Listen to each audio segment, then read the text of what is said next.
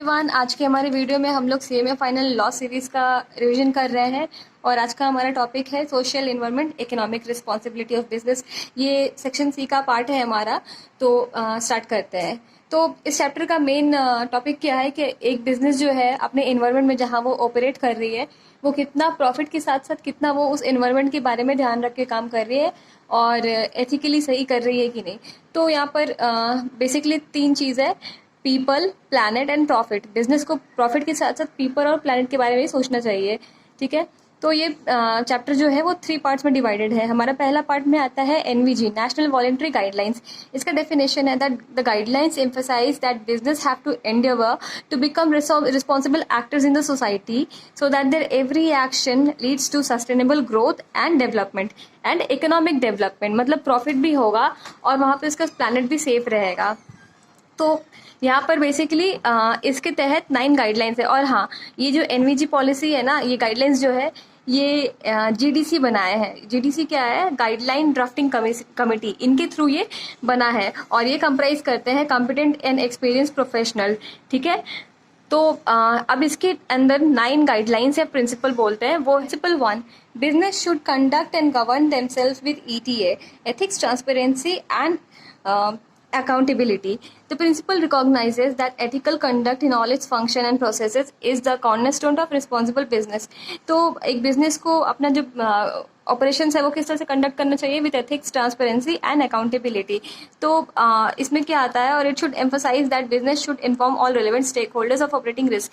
तो उसके काम करने से जो भी रिस्क आ रहा है या फिर जो भी इश्यूज है वो अपने सारे स्टेक होल्डर्स को वो इन्फॉर्म करे और उस पर काम करे, तो जिस तरह से उस रिस्क को कम किया जा सके।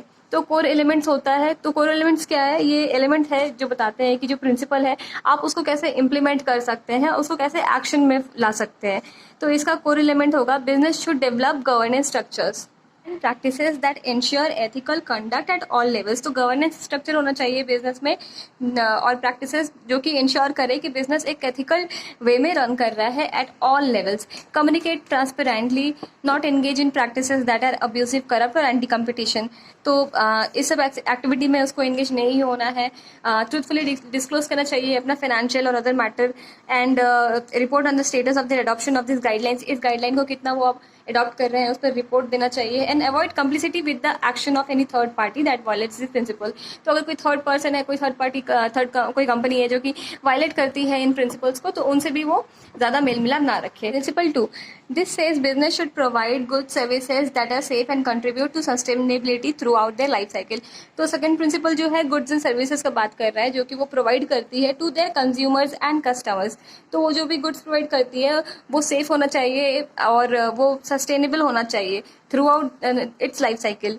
फॉर एग्जाम्पल, यहाँ पर याद रखने के लिए आप बिस्लेरी की प्लास्टिक बॉटल को याद कर सकते हैं कि उसमें हमेशा लिखा रहता है टू उसको आप बिन में थ्रो कर दे आफ्टर यूज। तो वो बिन से फिर कहा जाता है, वो फिर वो रिसाइकल होकर वो वेस्ट इन्वायरमेंट में नहीं रहता, वो रिसाइकल हो जाता है। तो यहाँ पर ये एक एग्जाम्पल है। तो इसके कोर एलिमेंट्स कैसे कैसे बिजनेस ये इंश्योर कर सकती है कि गुड्स और सर्विसेज जो है उसका सेफ है और सस्टेनेबल है। By the business should assure safety. तो सेफ्टी एश्योर करना चाहिए। Raise customer awareness of their rights.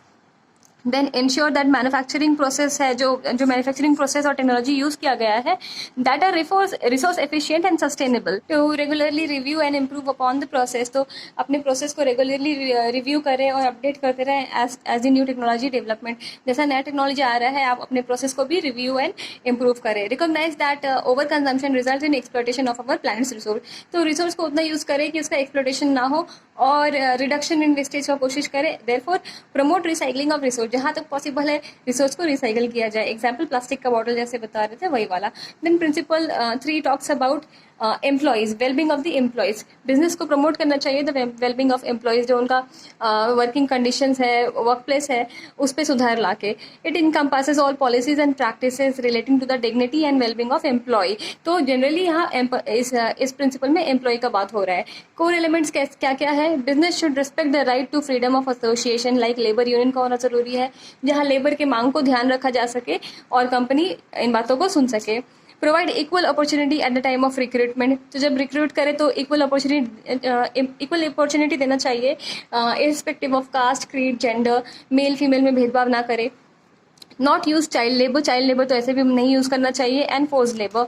Then create system and practices to ensure a harassment free workplace. तो बहुत जगह हरासमेंट होता है एम्प्लॉयज़ को, तो इंश्योर करना चाहिए कि ऐसा भी कोई चीज़ ना हो।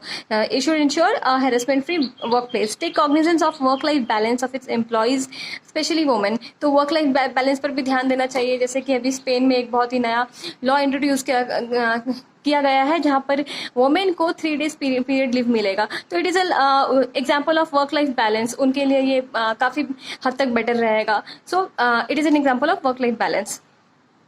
इस तरह से हम लोग यहाँ प्रिंसिपल को डिस्कस कर रहे हैं, उसके साथ एक एक एग्जाम्पल रख रहे हैं। तो अगर आप ये एग्जाम्पल भी याद रखें तो उसके थ्रू आपको ये प्रिंसिपल्स याद रहेंगे। तो यहाँ प्रिंसिपल 4 जो है ये बोलता है स्टेक होल्डर्स के बारे में। Business should respect the interest and be responsive towards all stakeholders including vulnerable. तो जो वल्नरेबल ग्रुप है उनको भी ध्यान रखना बिजनेस को बहुत जरूरी। Systematically identify their stakeholder, understand their concern. अपने स्टेक होल्डर्स को पता करना, उनका कंसर्न को जानना और उस कंसर्न को ठीक करने का कोशिश करना। Transparent about their impact of their policy decision. उनके इम्पैक्ट क्या पड़ रहा है, बिजनेस का इम्पैक्ट कितना पड़ता है एक स्टेक होल्डर पर। स्पेशल अटेंशन देना चाहिए stakeholders in areas that are underdeveloped. Then resolve differences with stakeholders in a fair and equitable manner. जो स्टेक होल्डर्स हैं उनकी बात को सुनना चाहिए, ना कि उन्हें ऑप्रेस करना चाहिए।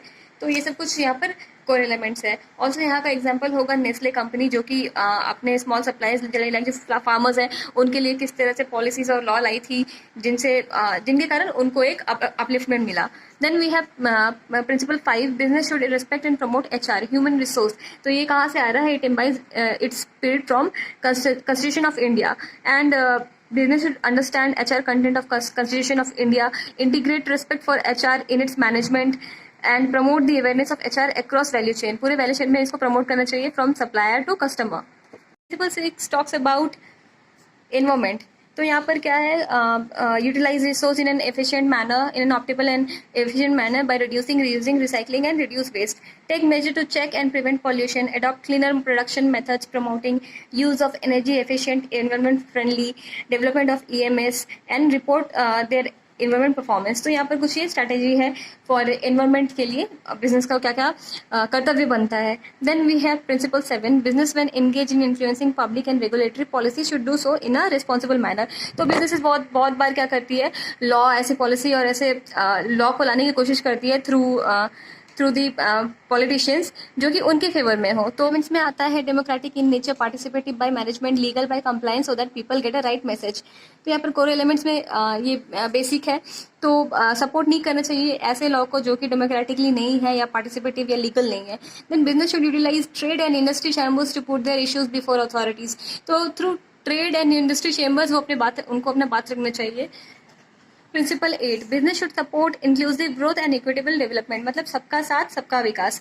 Now 9, business should engage with and provide value to their customer and consumer in a responsible manner. तो बिजनेस को यहाँ पर इस तरह से काम करना है कि उनको वहाँ से खुद के लिए भी वैल्यू मिले और उनका जो प्रोडक्ट यूज कर रहे हैं कंज्यूमर एंड कस्टमर, उनको भी वैल्यू ऑब्टेन हो। तो ये प्रिंसिपल बेस्ड है इस फैक्ट पे that the basic aim of business entity is to provide goods and services to its customer in a way that creates value for both. पर core element क्या है, business while serving the needs of their customer should take into account the overall wellbeing of the customer and that of the society. Business responsibility report. तो once business incorporate कर रही है उसको ये report तैयार करना पड़ेगा जो कि 3 पार्ट में डिवाइडेड है, A, B एंड C। ए यहाँ पर बताता है बिजनेस के बारे में, it includes basic information and data about the operations of the business entity. Part B में होता है, it incorporates the basic parameters on which the business में रिपोर्ट देयर परफॉर्मेंस। तो किस पैरामीटर को यूज कर रही है, इसको सिंपल रखना बहुत जरूरी है क्योंकि ये सब यूज़ कर रहे हैं, स्मॉल बिजनेसेस और बिग बिजनेस दोनों ही इस्तेमाल कर रहे हैं। तो जो भी पैरामीटर्स है वो सिंपल जितना हो उतना बेहतर होगा। और अगर बिजनेस एंटिटी नहीं अडॉप्ट करती है ये प्रोसेस को तो भी या फिर कोई रिपोर्ट नहीं करती ऑन एनी प्रिंसिपल, तो उसका भी इसको रीज़न देना पड़ेगा कि वो ऐसा क्यों नहीं कर रही है। Part 3 contents 2 part. Part C1, पहला पार्ट इसका बोलता है कि यहाँ पे डिस्क्लोजर होगा bye the business entity on any negative consequences of its operation on social environment and economic fronts. तो ये पहला पार्ट है जहाँ पे वो डिस्क्लोज करेगी कि उसका कोई नेगेटिव कंसिक्वेंस उसके ऑपरेशन से, उसके परफॉर्मेंस से हो रहा है कि नहीं। And then part C2, second part में यहाँ पर क्या है, यहाँ पर ये पार्ट एम करता है to encourage the business to continuously improve its performance in the area of business responsibility. तो यहाँ पर ये 2 पार्ट है।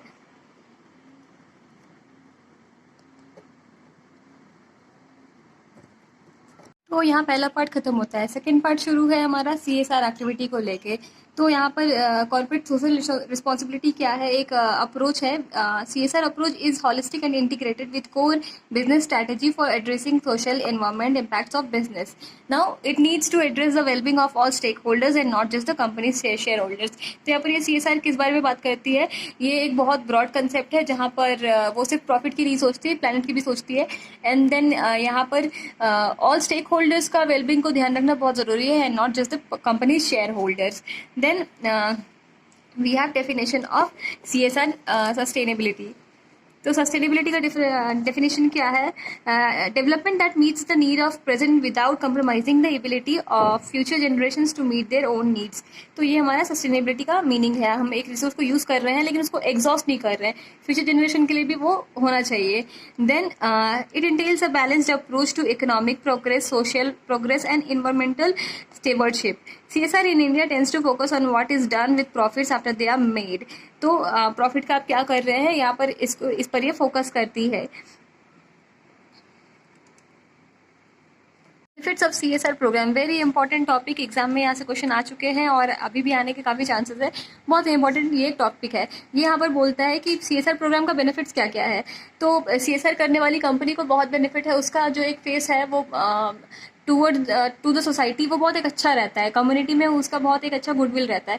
तो इसमें क्या मिलता है कि communities provide the licence to operate, community के लिए भी वो लाइक ओके है, वो लोग आप काम कीजिए वहाँ पर, उनके एरिया में जाइए और आप अपना मैन्युफैक्चरिंग प्रोसेस कीजिए। तो ये बहुत एक अच्छा बेनिफिट मिलता है। Then attracting and retaining employees, तो आपका वेलबिंग जो है एम्प्लॉयज़ का आप कर रहे हैं, जिस तरह से आपकी पॉलिसी है, तो उससे क्या होगा कि आप एम्प्लॉय को अट्रैक्ट और रिटेन कर पाएंगे अपने कंपनी में। देन कम्युनिटीज एज सप्लायर, तो जो कम्युनिटी है वो एज सप्लायर भी काम करेगी, वो लोग भी इंटरेस्ट दिखाएगी to invest in your company, और वो सप्लाई करेगी आपको रॉ मटेरियल या फिर कुछ भी सप्लाई चेन का जो एक मेन इनपुट होता है, कैपिटल। देन हमारा इन्हांसिंग कॉर्पोरेट रेपुटेशन, तो ये CSR जो है कॉर्पोरेट रेपुटेशन तो ऐसे ही इन्हांस करता है, कंपनी का गुडविल जनरेट होता है, एक पॉजिटिव इमेज और ब्रांडिंग बेनिफिट भी कंपनी को मिलता है। How to complete the chapter e governance, तो ई गवर्नेंस क्या होता है, the use of information and communication technology at all levels of government in order to provide services to the citizens, interaction with business enterprises and communication and exchange of information between different agencies of government.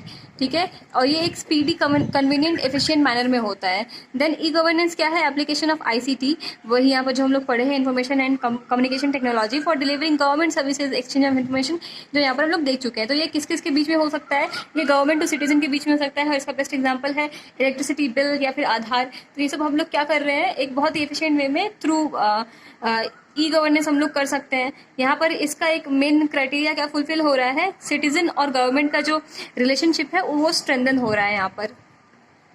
फिर इसी तरह से हमारे यहाँ पे government to government employees भी आता है,